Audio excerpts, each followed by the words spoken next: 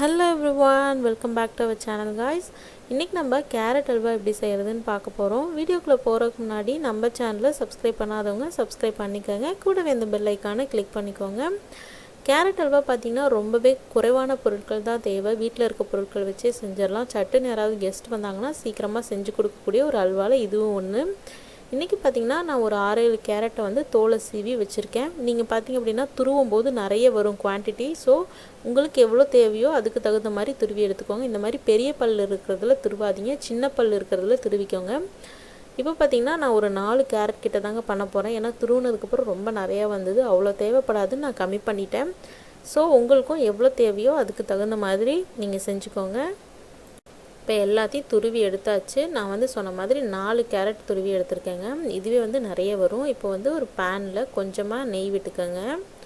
முந்திரி திராட்சையை வறுக்கிறதுக்கு தான், ஸோ கொஞ்சமாக விட்டாவே போதும். அதுக்கப்புறம் பார்த்திங்கன்னா முந்திரி ஒரு 10, திராட்சை ஒரு 10 போட்டு பொன்னிறம் ஆகிற வரைக்கும் வறுத்துக்குங்க. அதே வந்து திராட்சை வந்து நல்ல பலூன் மாதிரி உப்பி வரும், அந்த ஸ்டேஜ் வரைக்கும் வறுத்து தனியாக எடுத்து வச்சுருங்க. இதே பேனில் நம்ம அதாவது துருவி வச்சுருந்தோம் இல்லையா கேரட்டை, அதை ஆட் பண்ணிக்கலாம்.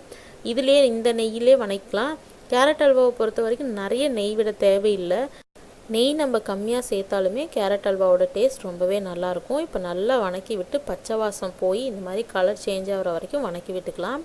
இப்போ வந்து காய்ச்சின பால் வந்து 1/2 லிட்டர் ஆட் பண்ணுறேங்க. இது வந்து ஒரு கொதி விட்ட பால்.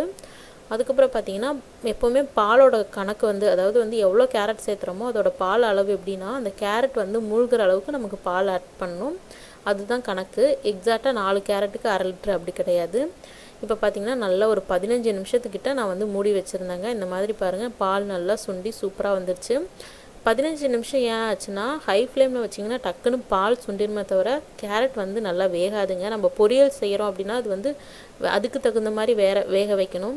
அல்வா அப்படின்றனா நல்லா வந்து ஓரளவுக்கு மைய வரணும். அதனால வந்து ஒரு 15லேருந்து 20 நிமிஷம் லோ ஃப்ளேமில் வச்சு நல்லா வந்து வேக வைங்க. இப்போ பாருங்கள் சூப்பராக வெந்துருச்சு. நாம் வந்து பாலுக்கு பதிலாக பால் கோவா, அதாவது கோயான்னு சொல்லுவாங்க, சர்க்கரை சேர்க்காத கோவா, அது கூட சேர்க்கலாம், இல்லை பால் பவுடர் கூட சேர்க்கலாம், நல்லாயிருக்கும். இப்போ நல்லா இந்த ஸ்டேஜில் இதுக்கப்புறம் சர்க்கரை சேர்த்துக்கலாம்.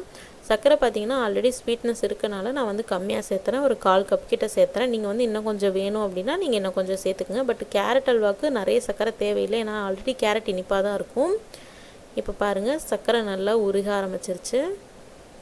மறுபடியும் வந்து இந்த மாதிரி திரண்டு வரும், அந்த ஸ்டேஜ் வரைக்கும் நம்ம வந்து குக் பண்ணணும். இந்த மாதிரி திரண்டு வந்ததுக்கப்புறமா ஏலக்காய் தூளும் 1 டேபிள் ஸ்பூன் கிட்ட நெய்யும் ஆட் பண்ணுறேங்க.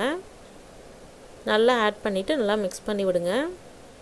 அதாவது பேனில் ஒட்டாமல் இந்த மாதிரி திரண்டு வரும், அதுதான் ஸ்டேஜிங். பாருங்கள் சூப்பராக வந்துருச்சு, நம்மளோட அல்வா சூப்பராக ரெடி ஆயிடுச்சு. இப்போ வந்து அடுப்பு ஆஃப் பண்ணிடலாம். பாருங்கள் எவ்வளோ அழகாக சூப்பராக இருக்குன்னு. இப்போ வந்து அடுப்பை ஆஃப் பண்ணிவிட்டு நம்ம வறுத்து வச்ச முந்திரி திராட்சையை ஆட் பண்ணிக்கலாம். அவ்வளோதாங்க, நம்மளோட அல்வா சூப்பராக ரெடி ஆயிடுச்சு. இந்த அல்வாவை இந்த தீபாவளிக்கோ இல்லை ஏதோ ஒரு ஃபெஸ்டிவல்க்கோ இல்லை உங்கள் வீட்டில் யாராவது சடனாக யாராவது கெஸ்ட் வந்தாங்கன்னா கூட நீங்கள் இதை செஞ்சு பாருங்கள். செஞ்சு பார்த்துட்டு எப்படி இருக்குன்னு உங்களோட ஃபீட்பேக்ஸை எனக்கு கமெண்ட்டில் சொல்லுங்கள். நாளைக்கு இன்னொரு வீடியோவில் சந்திக்கிறேன். until then bye bye, take care.